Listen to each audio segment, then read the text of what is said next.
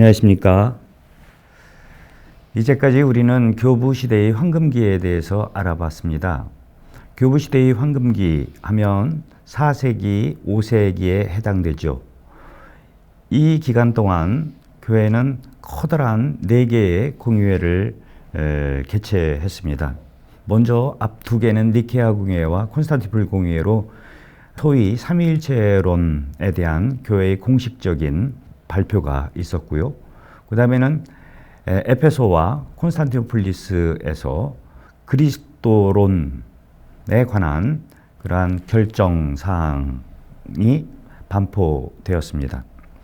그 외에도 이제 굉장히 많은 교부들이 이 두 신학 이론뿐만 아니고 교회에 굉장히 중요한 원칙들을 정했던 이 황금기 시대를 마감하고 이제는 교부 시대의 쇠퇴기에 해당되는 6세기, 7세기, 8세기에 관해서 알아볼 때입니다.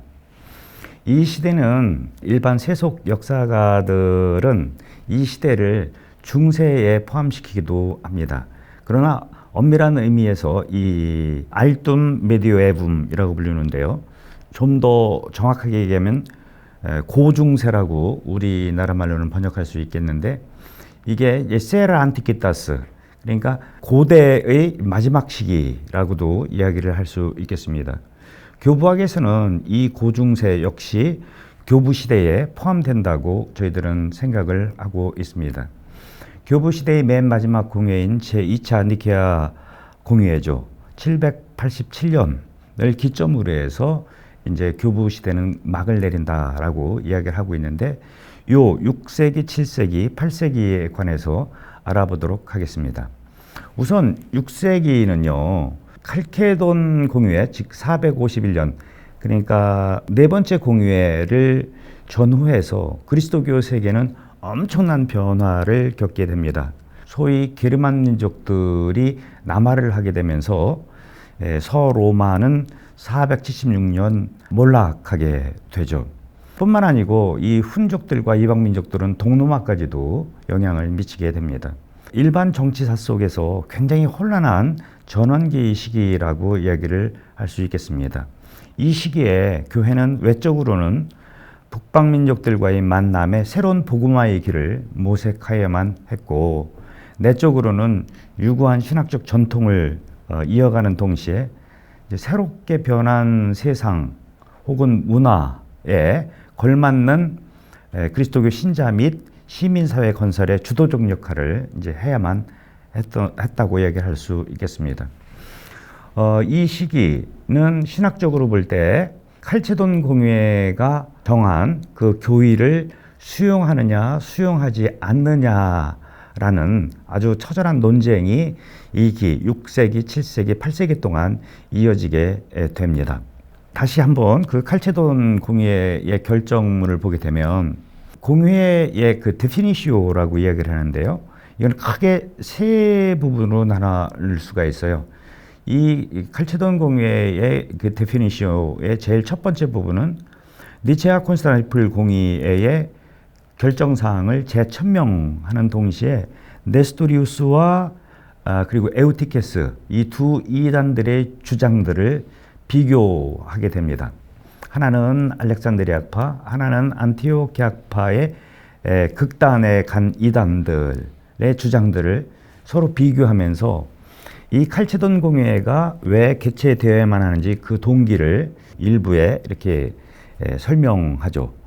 데피니시오의 두 번째 부분은 교부들의 전승을 토대로 이전에 안티오키아 학파와 알렉산드리아 학파의 중재안으로서의 일치의 정식, 포르물라 우니오니스와 그리고 레오의 교의 서간, 지난 시간에 제가 말씀드린 것 같은데요. 톰무스 아드 플라비니아눔, 플라비아누스 그 콘스탄티플 총대주에게 보낸 레오의 교의에 관한 편지죠. 이 두 개를 법제화시키고 이에 비추어서 네스토리우스와 에우티케스 모두를 이제 단죄하면서 실질적인 그리스도론을 이제 결정짓게 됩니다.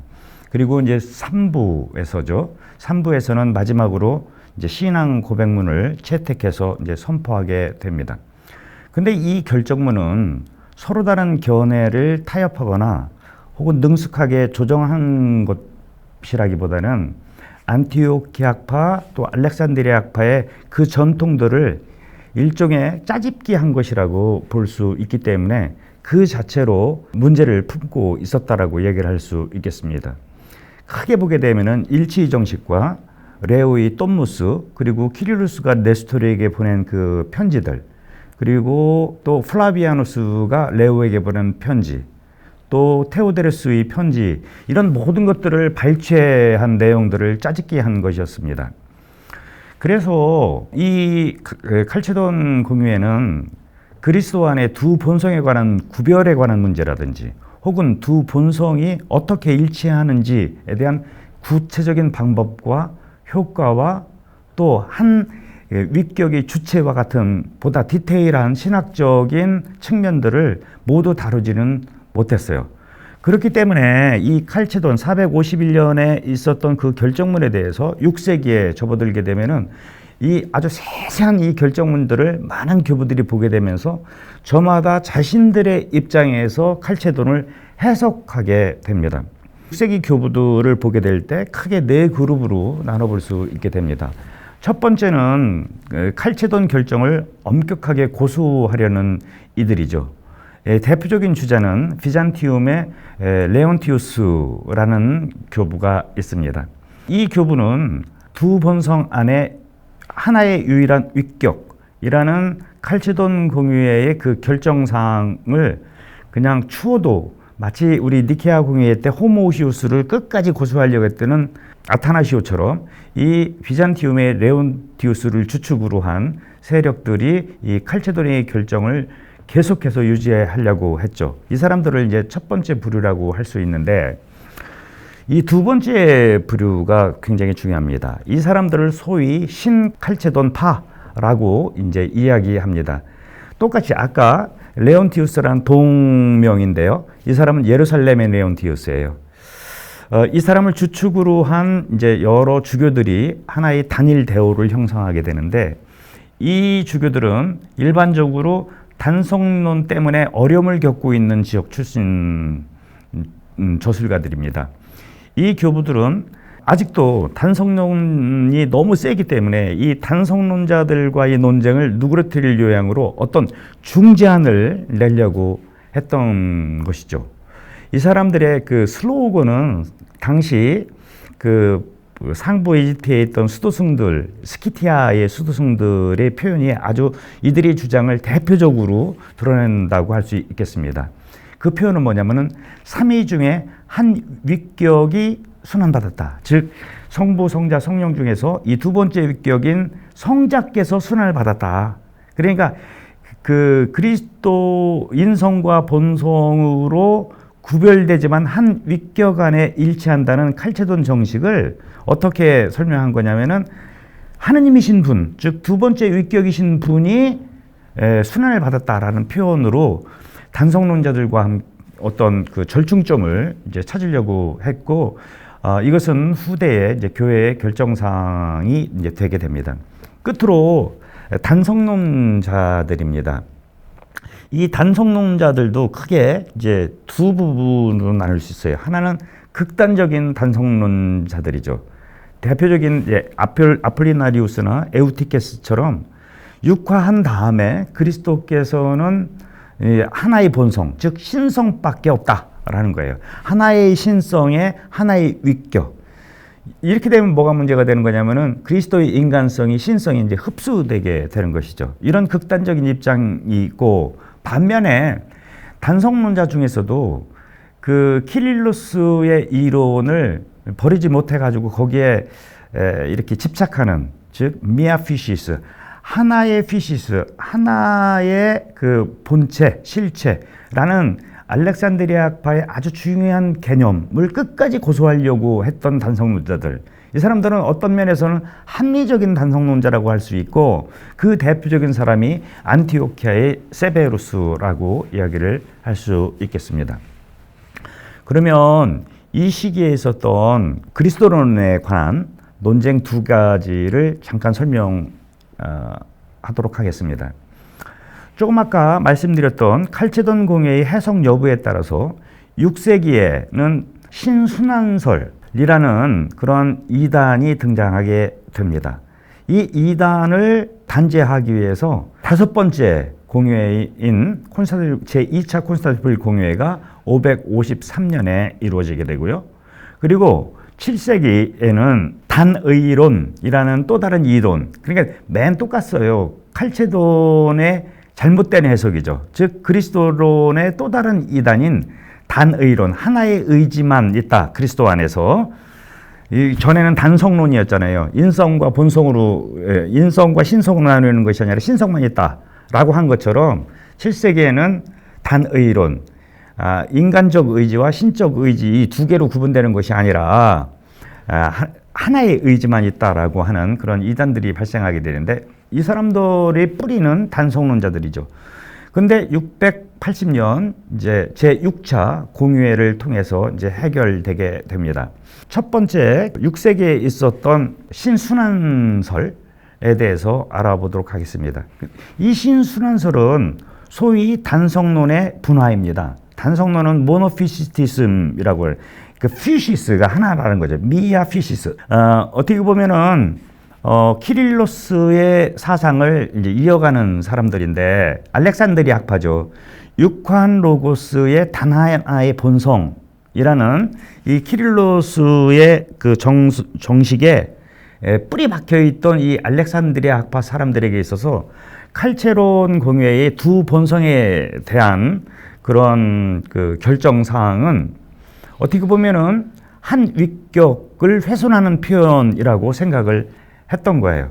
근데 여기서 근본적인 이 6세기의 단성론자들의 문제는 피시스, 즉 실체라는 것과 혹은 본성이라는 것과 휘포스타시스, 위격이라는 것을 거의 동의어로 생각했다라는 거예요. 그래서 이들에게 한 본성은 한 위격을 의미했습니다. 이들의 입장을 단 한마디로 정리하자면 칼체돈 신조와는 별 차이가 없습니다.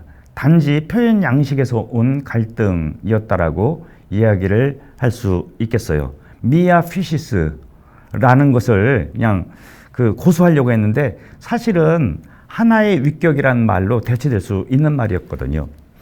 근데 이때 어떤 일이 벌어지게 되냐면은, 정치적으로 볼 때요, 저쪽 북쪽에서는 오랑캐들이, 그러니까 북방 민족들이 이제 내려오게 되고, 그래서 로마 제국은 정치적으로 알프스 이북을 어떻게 해서든지 막아야만 했어요. 근데 뿐만 아니고 저쪽 동쪽에서도 새로운 대제국이 이제 로마 제국을 위협하게 됩니다. 이른바 페르시아라는 나라죠.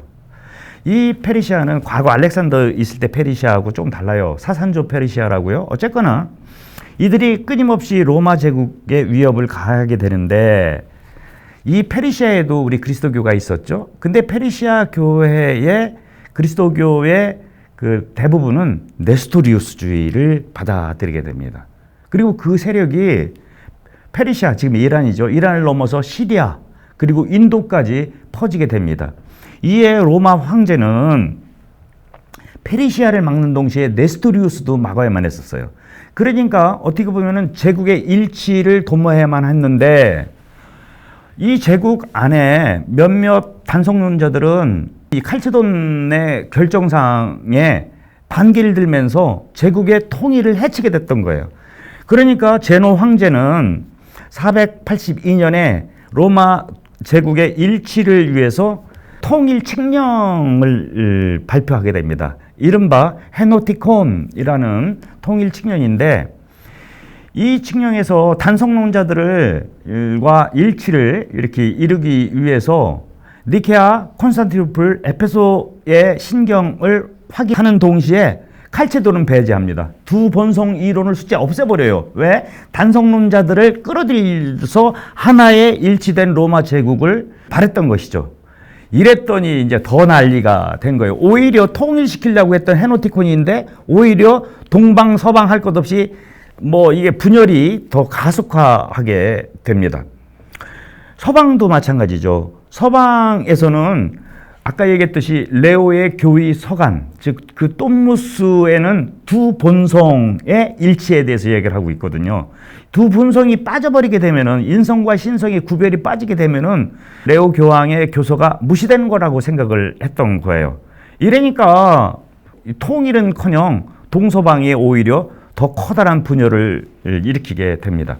이런 와중에 단성론의 또 다른 아류의 이단 이론이 주장되게 이릅니다. 그게 바로 뭐냐면은 신순환 논쟁이라고 이야기를 합니다. Controversia teofascita라고 라틴 말을 합니다. Controversia 논쟁이죠. 테오스 하느님, 그 파시타 그 라틴 말인데 무슨 말이냐? 그리스도의 신성과 인성이 하나의 위격 안에 일치한다고 한다면은 그 그리스도의 몸은 순환을 받느냐 안 받느냐 이거죠. 그리스도가 하느님이라고 할 때 그 하느님도 고통을 받을 수 있느냐, 하느님도 십자가에 못 박혀 매달려 고통을 받고 돌아가실 수 있느냐, 이 문제를 끌고 들어가는 거예요. 즉 삼위의 두 번째 위격 성자가 순환을 받는가라는 거예요.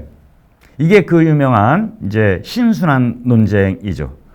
여기에 이제 많은, 아까도 말씀드렸듯이 신칼체돈파는 뭐 당연히 말도 안 된다라고 얘기했는데, 여기에 주도적 역할을 한 게 단성론자이면서도 불구하고 이런 신순환 논쟁의 그 발달을 일으켰던 극단적 단성론자들과 싸웠던 사람이 안티오키아의 세베르수라는 분입니다. 이분 스스로는 단성론자라고 본인 스스로 생각했지만 사실은 진짜 단성론자들을 이렇게 반박하는 전선에 쓰게 됩니다. 이런 차원에서 보면은 안티오키아의 세베루스 같은 경우에는 본인 스스로는 단성론자라고 생각할지는 모르지만 이제 후대 우리들의 입장에서 보게 되면은 표현 양식의 차이가 있을 뿐 근본적으로 칼체돈의 결정과 큰 차이가 없다라고 볼 수 있겠습니다. 그러니까 이 세베르수가 두려워했던 것은 그 신성과 본성이 두 위격으로 해석되어서 이 양성, 두 가지 본성의 통일성이 훼손되는 것을 두려워했다라고 이야기할 수 있겠습니다. 그래서 그런지 이 세베르스는 말씀이 육화한 몸이 부패하는지 여부를 제기했던 신순환파 논쟁에서 그리스도의 인성은 순환받을 수 있다라고 이야기를 하죠. 극단적 단성론자였던 예수님의 몸은 순환받을 수 없다라고 얘기했던 사람이 누구냐면 할리카르나수스라는 동네의 율리아누스라는 사람인데, 이 사람은 이 정통 세베르스를 뭐라고 얘기하냐면은 썩은 것을 예배하는 자라고 이야기를 합니다.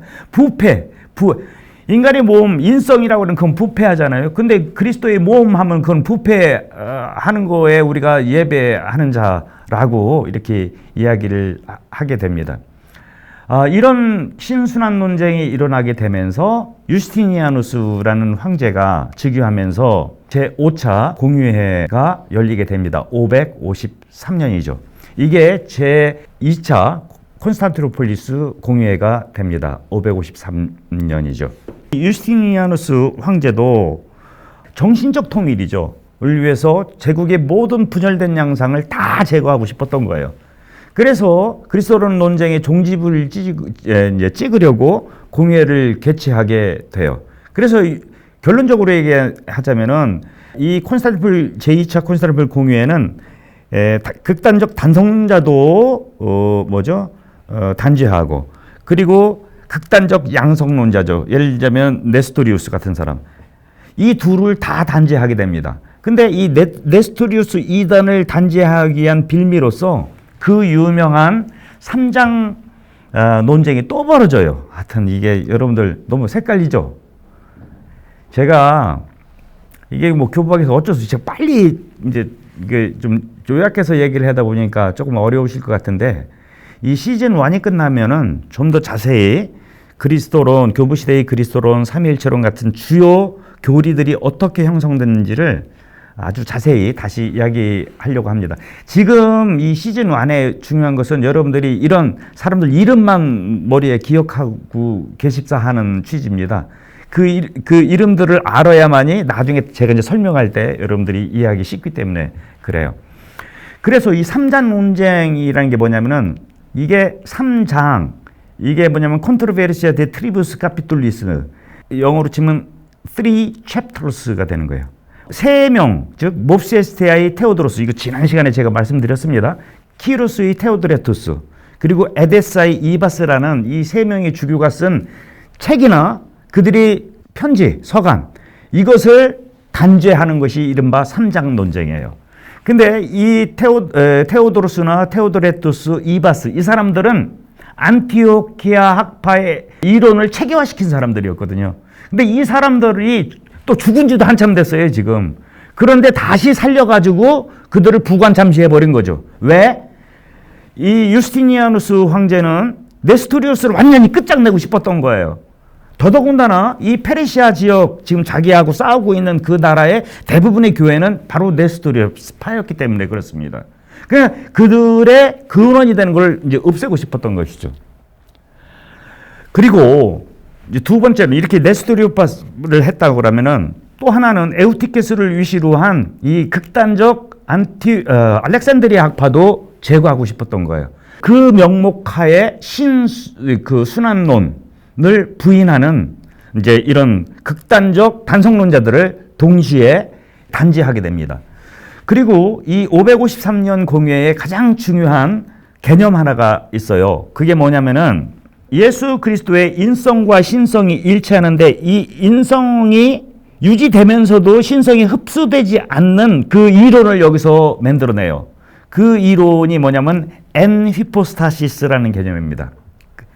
아유, 죄송해서 어떡하죠? 이건 그리스 말인데 엔 하면은 인, 함께 안에라는 거예요. 휘포스타시스는 이제 위격이죠.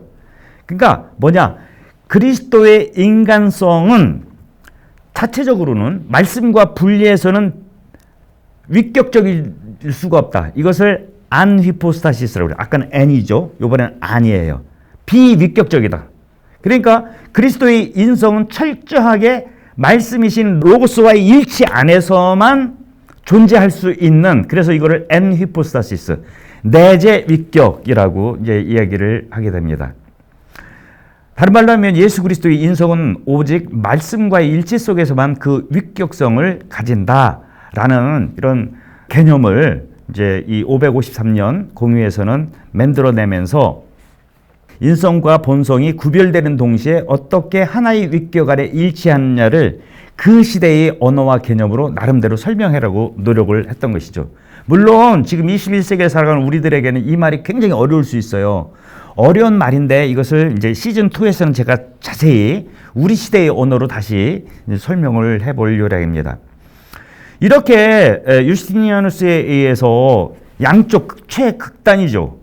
단성론 그리고 양성론, 이 두 개를 다 쳐내고 엔휘포스타시스라는 새로운 신학 개념을 만들어냈는데 이게 일치가 되지 않아요. 단성론을 주장했던 그 주된 세력이 있던 그 교회들은 드디어 큰 교회로부터 떨어져 나게 됩니다. 이게 이집트의 콥트 교회고요, 시리아의 야고보파 교회고요, 그리고 아르메니아 교회 등등이 이제 여전히 단성론을 고수하면서 독자 교회를 이제 형성하게 됩니다. 뿐만 아니고 이제 3장 아까 얘기했죠. 이바스, 테오도레투스, 몹세 테오도시우스, 이 세 사람에 대한 단죄를 서방의 교황도 이것을 인정하게 돼요. 이러니까 이제 북부 아프리카 이북에 있는 갈리아, 북부 아프리카에 있는 주교들이 전부 다 들고 일어나게 되는 거예요. 이런 상황이 이제 대그레고리오 교황 때 이제 7세기죠. 에 가서나 이제 마무리되게 되고 7세기에 그 또 다른 680년 여섯 번째 공회가 결정을 지면서 어떻게 보면은 그리스도론 논쟁은 일단락되게 됩니다. 그러면 이어서 6세기에 중요한 몇몇 교부들을 살펴보도록 하겠습니다. 다음 시간에 보도록 하죠.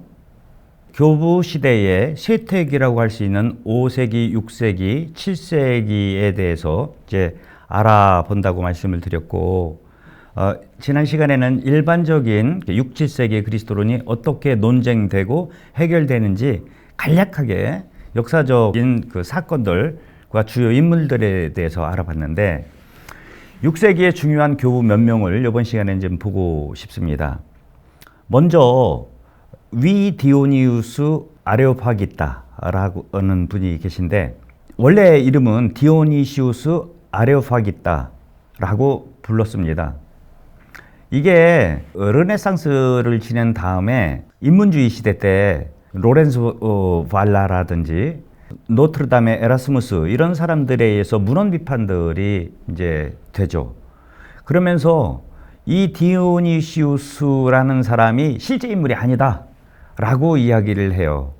뭐냐, 이 디오니시우스 아레오파기타는 아레오파고스, 여러분 기억나신지 모르겠지만 사도행전 17장에 보게 되면은 바오르 사도가 아테네의 선교 여행을 떠나가지고 거기 아레오파고스에서 이렇게 설교를 하세요. 근데 그때 바오로한테 세례를 받았던 그 아레오파고스 의회 의원이 있어요. 그 사람 이름이 디오니시우스였죠. 교회의 그 전승에서는 이 디오니시우스를 아테네의 제1대 주교라고 이렇게 이야기하는 전설이 내려오고 있었고, 이 사람에 의해서 이제 여러 권의 특별히 4편의 논문들이 이제 쓰였다라고 이렇게 이야기를 하고 있어요. 그런데 그렇지가 않다라는 것이 이제 이 문헌 비판에 의해서 이제 밝혀졌고, 그 다음부터는 그냥 디오니시우스라고 부르질 않고 디오니시우스, 가짜 디오니시우스란 뜻이죠. 혹은 가 디오니시우스라고 이야기를 하게 됩니다. 전승상 이 어떤 사람, 그러니까 이름은 우리 확실히 몰라요. 누군지도 모르고 했는데 확실한 것은 6세기에 신플라톤의 매우 정통한 어떤 저술가가 이제 4편의 논문과 10편의 편지를 썼다라고 했고, 이것이 고대 전승 속에서 계속해서 한 묶음으로, 전집으로 이렇게 현재까지 내려오고 있게 됩니다. 근데 이 4편의 논문과 10편의 편지를 보게 되면은요, 뜻이 553년 그 공유회를 기점으로 해서 막 그리스도론 논쟁이 막 치열하게 막 그 양쪽 진영, 알렉산드리아파와 안티오키아파 사이에 마치 전쟁처럼 이루어지고 있는데 디오니시우스는 거기에 관심이 없었어요. 그래서 제가 소개해 드리려고 합니다. 이 사람한테 중요했던 것은 진리의 인식 문제였었습니다. 창조의 존재론적인 체계에서 하느님에 대한 인식이 가능하냐에 대한 아주 중요한 그리스도교의 또 다른 신학적 주제에 대해서 이가 이야기를 하고 있다는 겁니다. 미리 조금 앞서 말씀드리자면은 이는 중세뿐만 아니고 21세기 현재까지 그리스도교 신비주의의 매우 중요한 토대를 놓은 사람이라고 얘기를 할 수 있겠습니다. 4권의 논문을 아주 간략하게 설명하자면은 가장 중요한 책이 천상의 계급 구조라는 책입니다. 천상, 그러니까 그 순수 영적인 존재들, 천사들이겠죠. 뭐 존재들이 위계를 3계층으로 나눠요. 그리고 이 3계층은 저마다 3개의 등급으로 또 나누게 됩니다. 그러니까 전체가 몇이죠? 9개의 등급으로 이제 나누어지게 되는 것이죠. 예컨대 이 세 계층이라고 그랬죠.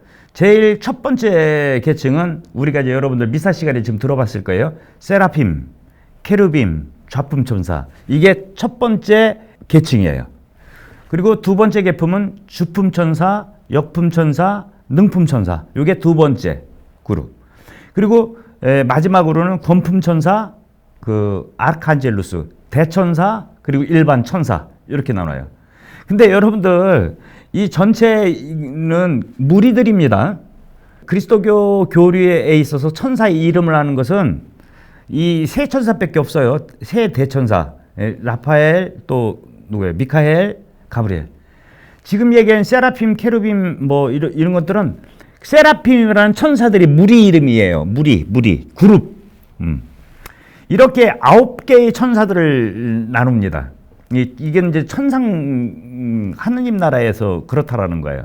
근데 이가 이렇게 천상의 계급 구조라는 책을 쓰면서 천상 세계에 대한 자신의 이 신학을 이제 정리하는데, 그 다음에 이것에 마치 대칭이라고 할까요?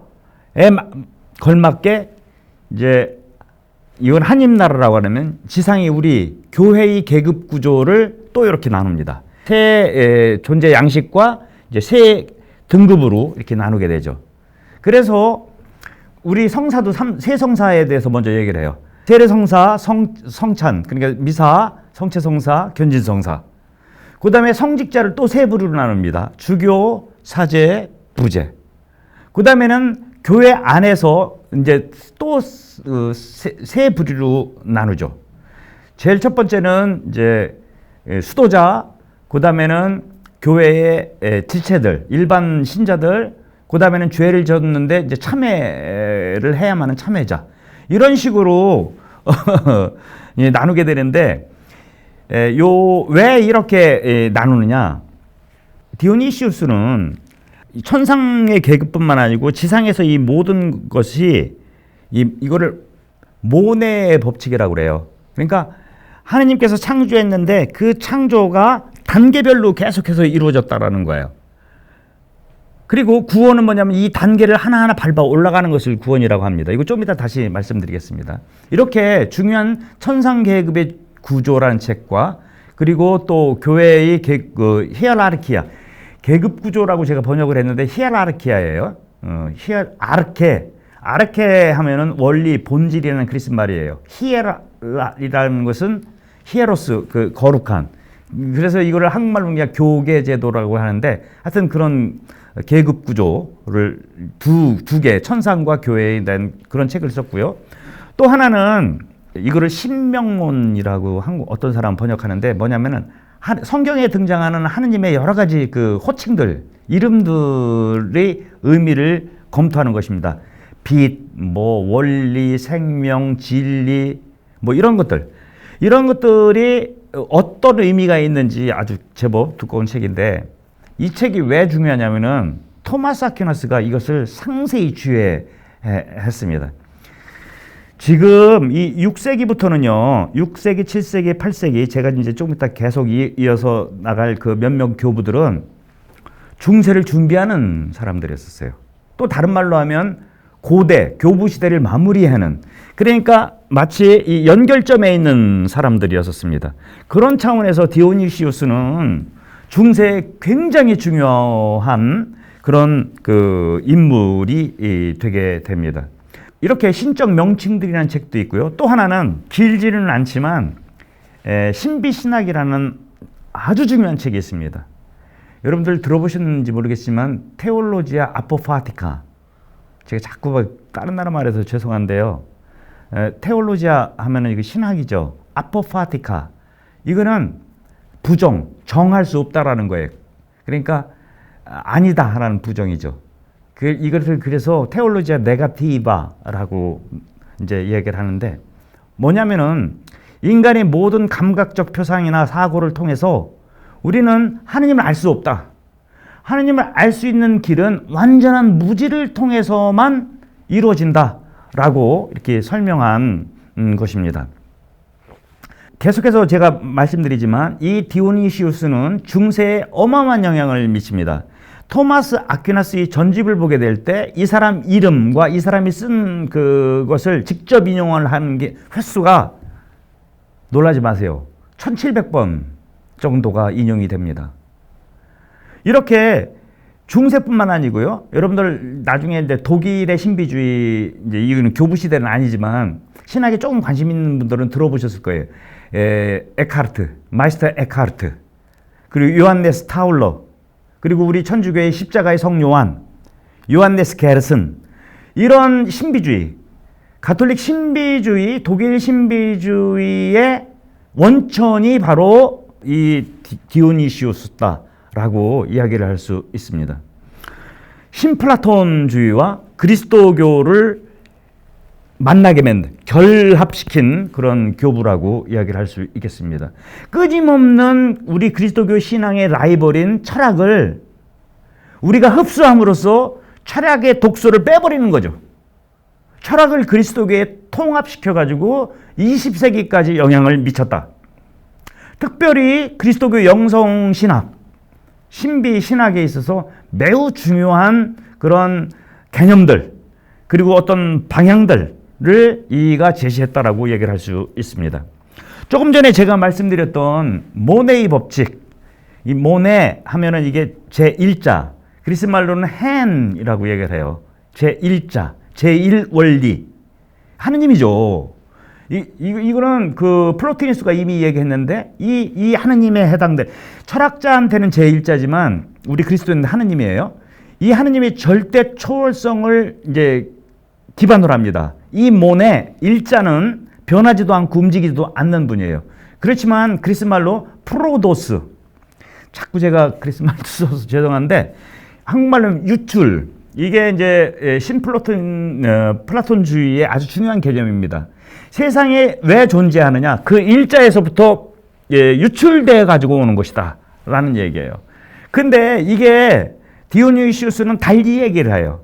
이 프로도스, 유출은 하느님의 창조 행위로 해석을 한 것이죠. 모든 존재들은 하느님이 존재성으로부터 유출된 것이다. 그리고 그들이 잘 살아갈 수 있도록 하느님께서는 섭리와 사랑을 또한 이 유출, 프로도스를 통해서 드러낸다라고 설명을 하고 있어요. 또 다른 중요한 개념은 이렇게 프로도스, 유출이 있다고 한다면은 이게 잘 회귀하는 거예요. 이거를 엠피스트로페라고 그리스 말로 얘기합니다. 귀환이죠. 유출돼서 세상이 창조됐다고 한다면 이게 멀어진 것일수록 하느님하고 멀리 있는 거예요. 근데 이것들이 단계를 밟으면서 다시 긴 영적 여정을 통해 가지고 다시 되돌아오는 것이죠. 컨버션 하는 것이죠. 이것을 엠피스트로페라고 이야기를 하는 겁니다. 모든 세상 피조물들은, 인간이 영혼할 것 없이 모든 피조물들은 이 일자, 모네, 즉 하느님과의 합의례로 기우는 그런 근본적인 존재론적 중력을 가지고 있다라고 이는 이야기를 하게 되는 것이죠. 이처럼 위 디오니시우스에게 신플라톤 특별히 영향이 강하게 미친 것은 사실입니다. 그렇지만 그가 하느님과 다른 존재의 관계를 창조라는 차원에서 바라본 것은 이 신플라톤 철학과의 가장 큰 차이라고 이야기를 할 수 있겠습니다. 디오니시우스는 하느님과의 일치, 즉 그분이 생명에 참여하는 것을 확고한 계급 구조, 아까 얘기했죠. 그 9개의 계급 구조에 따라서 설명을 한 거죠. 예컨대 천사들이 계층 범주를 토대로 해서 이 영적 여정을 해설했다라고 이야기를 할 수 있겠습니다. 하느님과의 일치 여정은 마치 천사들이 단계에 따르듯 위로 상승하는 그런 과정이라고 이제 이야기를 할 수 있겠습니다. 특별히 다시 한번 그 강조하건대 그 비아 네가티바, 부정적인 방법이죠. 테올로지아 아포파티카. 인간은 마치 모세가 시나이산에서 하나님을 만날 때처럼 신비한 어둠 속에서만 하나님을 인지할 수 있다라는 얘기예요. 이 이야기는 이미 니사의 그레고리오가 이야기했죠. 모세의 생애에서. 모세가 세 차례에 걸쳐서 하나님을 만나게 되는데 제일 첫 번째는 뭐예요? 떨기나무죠. 환한 불 속에서 근데 하나님을 요만큼밖에 모르는 거예요.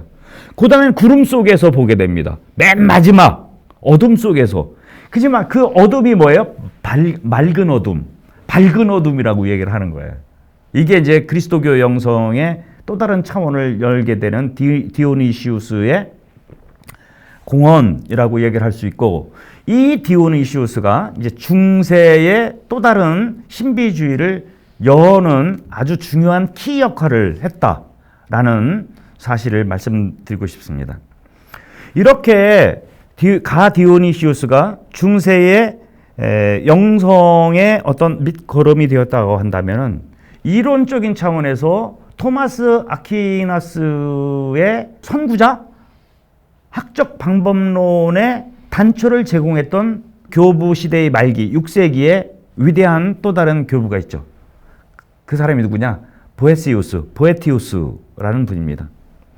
이분은 로마의 귀족 가문에서 태어난 분이에요. 아주 엘리트한 교육을 받게 되죠.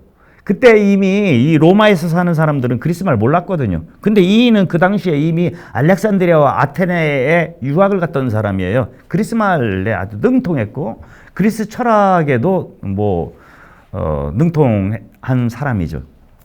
집안이 어마무시한 집안입니다. 이따가 제가 말씀드릴 교황 대그리고리수와도 같은 집안인 아니키우스 가문 태생이고, 또 신마쿠스라는 또 더 커다란, 우리로 치면 안동권 씨 모르겠습니다. 이런 거에 해당되는 신마쿠스 가문의 양자이자 사위였던 사람입니다. 이는 꼰술 시내 꼴레가, 그러니까 동료가 없는 유일 집정관이 되고, 나중에는 황실의 아주 최고 높은 시종무관, 이거를 한국말로 번역하기는 참 쉽지는 않은데, 하여튼 최고 높은 국무총리 정도로 생각을 합시다.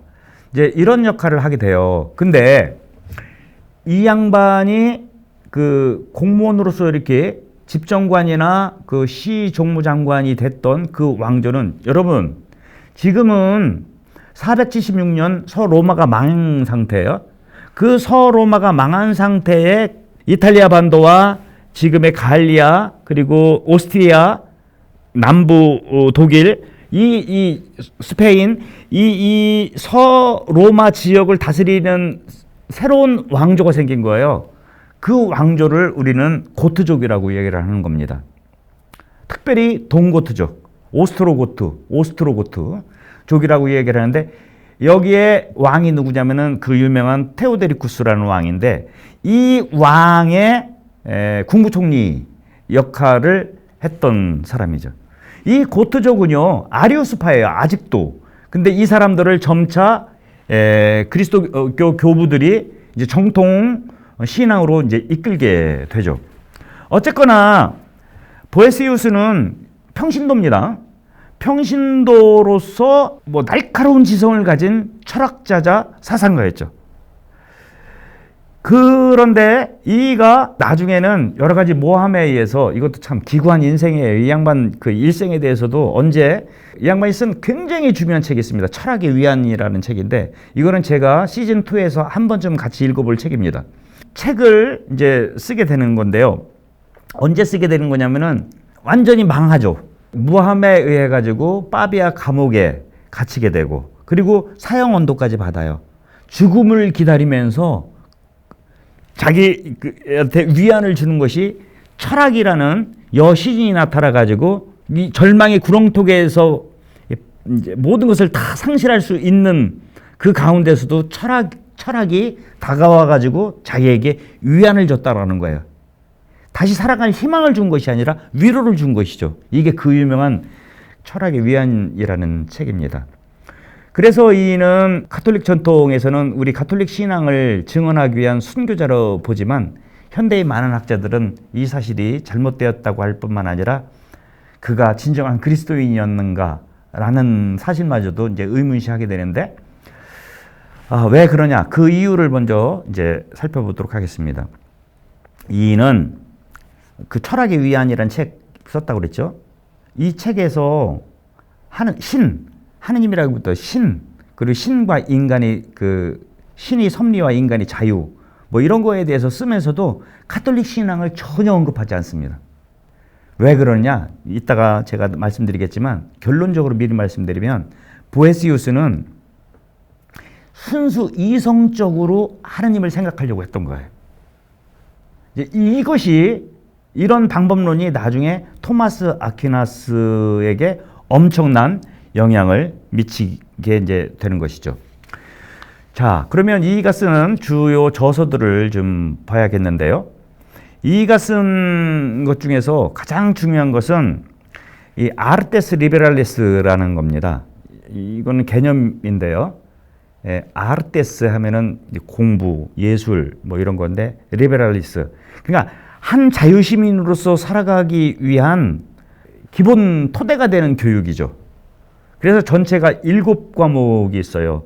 기하학, 음악, 대수학, 천문학, 이거를 꽈트리비움이라고 하고, 나머지 3가지 문법, 수사학, 논리학, 이렇게 7과목이 그리스 사회에서는 지식인이 되기 위해서는 이 정도는 알아야 될 7가지 주요 과목이에요. 이거를 자기가 유학할 때 다 배웠던 거죠. 그런데 이는 이거를 라틴말로 이제 번역을 하게 되는 거예요. 이것이 기본적인 문화인 지식인의 기본적인 소양이에요. 성경과 신학 연구 역시 이 지식을 기초로 해서 이야기할 수 있다. 그래서 이런 것들을 번역하고요. 그리고 이는 아주 원대한 꿈을 품습니다. 그게 뭐냐면은 플라톤 철학과 특별히 아리스토텔레스 작품들을 라틴말로 전부 번역을 하고 싶었던 거예요. 플라톤 철학은 그 이전 우리가 여태까지 살펴본 황금기까지 그리스도교의 굉장히 핵심적인 철학 사상이었어요. 아리스토텔레스는 페르시아부터 시작해가지고 나중에 아랍민들을 통해서 거꾸로 역수입됩니다. 그 선구자 역할을 했던 게 이 보에시우스예요. 아리스토텔레스, 여러분들 우리 많이 들어보셨죠? 토마스 아퀴나스는 아리스토텔레스의 범주론과 그의 형익상학을 토대로 해가지고 자신의 그 철학과 신학, 즉 중세의 스콜라는 아리스토텔레스를 바탕으로 했다라고 했는데 이것을 처음으로 끌어들인 사람이 바로 보에시우스라는 이야기입니다. 이 교부시대의 마지막 이 인물들이 없을 때면 과연 중세는 문을 열었을까 말았을까? 이건 커다란 의미죠. 이런 점에서 이 마지막 교부학의 쇠퇴기는 중세기를 준비하는 중요한 시기였다라고 우리는 이야기를 할 수 있겠어요. 그의 작품 중에서 단연 최고는 옥중에서 집필한 아까도 말씀드린 철학의 위안이라는 책이에요. 행복의 본질이 과연 어디 있느냐? 행복이라는 것은 숨문 보눔, 최고선으로부터 온다. 근데 이 최고선을 뭐라고 부르느냐? 신이라고 부른다. 즉 하느님이죠. 이 사실을 명확히 철학의 위안에서 이야기를 합니다. 그리고 아까도 말씀드렸듯이 그 최고선인 신의 섭리와 인간의 자유가 어떻게 양립할 수 있느냐, 이런 것들을 이제 설명하는 작품이죠. 이 작품뿐만 아니고 그의 방대한 저작에서 특징이 있어요. 그 특징은 뭐냐면은 그리스도교 신앙에 대해서나 신앙에 근거한 신앙적 권위죠. 여태까지 교부들은 뭐예요? 데포시tum fidei, 신앙의 유산과 그리고 성경을 기초로 해서 자신의 신학을 펴나갔다 이거예요. 근데 보에시우스는 그렇게 하지 않았다라는 것입니다. 보에시우스는 이성을 통해서, 순수 이성을 통해서 우리 신앙을 설명하려고 했다. 이게 스콜라 신학의 특징이에요, 여러분. 이런 차원에서 후기 말기에 이 보에시우스는 중세를 여는 또 다른 선구자 역할을 했다라고 얘기를 할 수 있겠습니다. 이는 그 많은 책들에서 능수능란한 수사학 구사와 당시 문화의 모든 기법을 총동원하게 됩니다. 그래서 산문으로 이렇게 자기의 논리 주장을 쭉 쓴 다음에 그걸 또 시로도 이렇게 하여튼 대단한 사람이라고 얘기를 할 수 있겠습니다. 신학 분야에 있어서도 삼위일체론과 그리스도를 관해서 많지 않은 5편 정도의 저작에 그치지만 또 그나마 그것도 친저성에 이제 문제가 있어요. 근데 이런 책들을 토대로 이제 보게 되면은 보에시우스의 신학 혹은 철학의 가장 특징은 뭐냐면은 정의, 개념의 정의를 먼저 내리고 하자. 왜? 과거 삼위일체론이나 그리스도론 논쟁, 지금 6세기인데 6세기에도 벌어지고 있는 이 그리스도론 논쟁의 대부분은 정의가 내려지지 않은 채 같은 용어를 다른 의미로 사용하기 때문에 불필요한 소모전, 오해 이런 것들이 생겨나는 경우가 허다했죠. 그리스도론만 해도 피시스, 휘포스타시스, 프로소폰 뭐 이런 것들이 막 헷갈린 거죠. 또 삼위일체론도 마찬가지죠. 그래서 이런 거를 먼저 정의를 내려야 된다라고 이야기를 하게 됩니다. 그런 차원에서 이는 두 본성과 위격에 관한 책이라는 그런, 그러니까 에우티케스도 반대하고 네스토리우스도 반대하는 그런 그리스도론 책을 쓰게 되는데 먼저 정의를 내려요. 본성은 뭐냐? 피시스죠. 나뚜라는 도대체 뭐냐? 이것은 전형적인 아리스토텔레스의 이해에 따라서 이는 설명해요. 본성은 모든 실존하는 것들에 해당되는 개념이다. 그것이 육체적이든 비육체적이든 존재하든 상관없이 본성에 대해서는 다 이야기할 수 있다라는 거예요. 천사의 본성이 있죠. 인간의 본성이 있고. 근데 바로 이 본성 때문에 어떤 실제가 다른 것들과 차이를 나타낸다. 그러니까 본성은 존재하는 모든 것들은 다 그 본성이 있다라는 거예요. 그 본성 때문에 차이가 있거든. 근데 위격이란 말은 조금 달라요. 페르소나. 위격이라는 말은 이성적 본성의 개별 본체. 좀 어렵죠. 그러니까 이성적인 존재야만, 본성이라는 말은 그게 나무든 컵이든 뭐 상관없어요. 모든 실제하는 것들은 본성을 다 지니고 있다 이거죠. 공기든 뭐 다.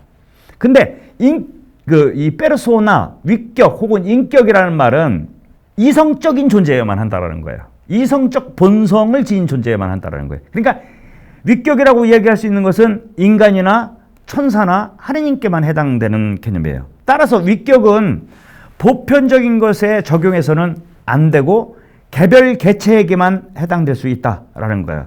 그러니까 아리스토텔레스의 범주로 내면은 인간 종은 위격이 있을 수 없습니다. 그렇지만 이상규의 인격은 있죠.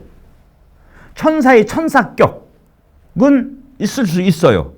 왜? 그 존재가 이성적 존재. 하느님도 마찬가지죠. 그 하느님의 격을 우리는 위격이라고, 다 라틴 말로는 우리는 위격, 인격, 천사격이라고 하지만 다 라틴 말로는 페르소나예요. 페르소나.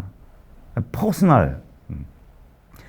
이렇게 이야기를 하니까 굉장히 쉬워지는 거예요. 그러니까 본성과 그 위격이 이렇게 정의가 내려지니까 여태까지 있었던 그 그리스도론 논쟁들이 깔끔하게 이제 해결될 수 있게 되는 것이라고 얘기를 할 수 있겠습니다. 이렇게 보에시우스는 신학에서뿐만 아니고 신학을 철학화시켰다고 할까?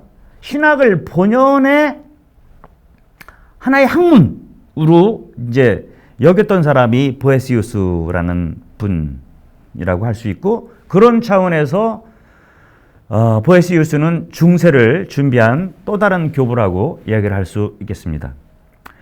또 다른 이 6세기 교부 중에 카시오도루스라는 분이 계세요. 이분 역시 평신도예요.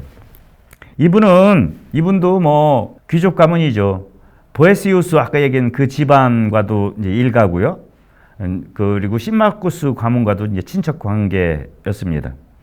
이는 저쪽 남쪽, 지금의 스퀼라체라고 얘기를 하는데 저쪽 이태리 남쪽에서 태어나게 돼요. 그런데 이도 이제 귀족 가문이었기 때문에 아주 그 당시 고급 학문들을 접하게 되고 아주 높은 관직에 이르게 됩니다.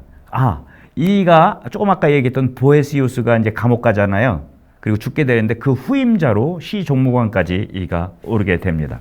그때까지만 해도 이는 그냥 공무원으로서 열심히 살라고 했어요. 근데 어떤 일이 벌어지게 되냐면은, 아까 제가 보에시우스 얘기할 때 여기가 고트족이라고 그랬어요. 동고트족. 이도 마찬가지 동고트족인데, 이가 시종무장관을 할 때 이 동고트가 비잔티움 유스티니아누스한테 완전히 망하게 돼요. 그러니까 당장 직업을 잃어버리는 것은 고사하고 또 귀향까지도 이렇게 갔다 오게 되는데, 귀향 얼마 안 가서 이제 온 다음에 이는 아주 어렸을 때부터 꿈이 있었어요. 그 꿈이 뭐냐면은 알렉산드리아의 디다스칼리온이라는 학원이 있었다고 그랬잖아요. 그 오리게네스, 뭐 알렉산드리, 클레멘스 이런 사람들이 교장이 돼가지고 정치문화, 신학, 종교, 철학, 이 아주 이런 어떤 메카를 이렇게 만드는 것처럼, 혹은 이 시대에 이미 에데사에도 그런 어마어마한 신학교가 있었거든요. 이런 것들을 세우고 싶었어요. 어디에? 로마에. 근데 조금 아까 말씀드린 이런 그 비잔티움과의 전쟁으로 인해서 이런 계획은 수포로 돌아가게 됩니다. 비잔티움과의 전쟁을 기점으로 해서 카시오도루스는 모든 관직을 떠나서 이제 종교적 관심사에 헌신하게 됩니다. 그래서 로마에는 그 자신의 꿈을 세울 수는 없지만 자신의 그 고향, 그 남부 이태리에 가서 그 유명한 비바리움 수도 공동체라는 것을 만들게 됩니다. 그냥 우리끼리도 그냥 비바리움 이거 번역이 안 돼요. 동네 이름이기 때문에 여기는 굉장히 중요합니다. 종교, 학문, 문화의 중심지가 되게 돼요. 여기에서 어떤 일이 벌어지냐면은 이 당시는 인색이나 복사기가 없잖아요. 다 필사를 해야 되잖아요. 그 수사님들이 어마어마한 양들을 필사하게 되는 거예요. 그래서 고대에 있었던 그 많은 책들이 고스란히 지금 우리 시대에 나도 이제 읽을 수 있게 되는 것이죠. 이런 작업을 하게 되는 거예요. 수도 생활과 결합한 연구라고 할까요? 이렇게 필사뿐만 아니고 유다 고대사, 그 플라비우스 요세푸스가 쓴 아주 중요한 책이죠. 이런 것들을 라틴말로 번역한다든지 서방 최초의 라틴어 성경 전체가 번역이 이 수도원에서 이루어지게 됩니다. 수도원은 수도원인데 이 같은 시대에 베네딕토 수도원과는 조금 비교가 돼요. 거기는 한 영성이 공동체 생활을 통해 가지고 어떻게 올라가느냐라고 한다면 여기는 철학과 학문 연구와 수도 생활을 결합시킨 거예요. 중세에 이제 이런 수도원들이 이제 막 많이 생겨나게 돼요. 여러분 잘 아는 토마스 아퀴나스도 수사 신부입니다. 그러니까 연구가 수도 생활이 될 수 있다라는 겁니다.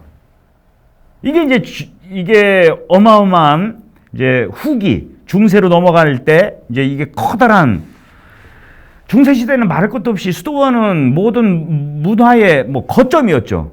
이게 가능하게 한 단초를 세상 사람들에게 보여준 그런 사람이 바로 이 카시오도루스라고 이야기를 할 수 있겠습니다. 이가 쓴 책은 굉장히 많이 있어요. 그 중에서 가장 저기한 것은 여러분 시편 150편을 전체 다 주해한 사람 별로 없어요. 아구스티누스가 있는데 이분도 이제 자기 나름대로 시편 주석 150편을 전체를 다 하게 됩니다. 그리고 성경 공부를 위한 입문서에 해당하는 종교적 학문에 관한 제도집, 이거 보세요. 성경을 공부하는데도 이제 체계화 시키려고 노력을 하는 거예요. 이 책 제목만 봐서도. 그러니까 신학을 계시 학문이잖아요. 보이지 않는 하느님께서 당신을 열어젖힌 것을 우리가 어떻게 이해하는 건데 이것을 하나의 학문으로 정착시키려고 노력했던 사람이 보에시우스나 카시오도로스라고 이야기를 할 수 있고, 이런 토대 위에 중세가 열리게 된다라고 얘기를 드릴 수 있겠습니다. 그러니까 정리하자면은 그 디오니시우스의 신비주의, 영성주의죠. 그리고 카시오도로스나 이런 분들에 의한 이성주의. 그러니까 신앙과 이성이 어떻게 자기 갈 길을 갈 수 있는지 그것을 이 6세기 교부들이 보여주었다. 그러니까 6세기는 전체가 그리스도론 논쟁으로 막 팔팔 끓은 그 세기죠. 그렇지만 이런 분들에 의해서 또 다른 세계를 준비하는 그 매듭이 되는 그러한 시대가 바로 이 6세기였다라고 이야기를 할 수 있겠습니다. 다음 시간에는 이제 7세기, 8세기 그야말로 교부시대 말기에 대해서 알아보도록 하겠습니다. 감사합니다.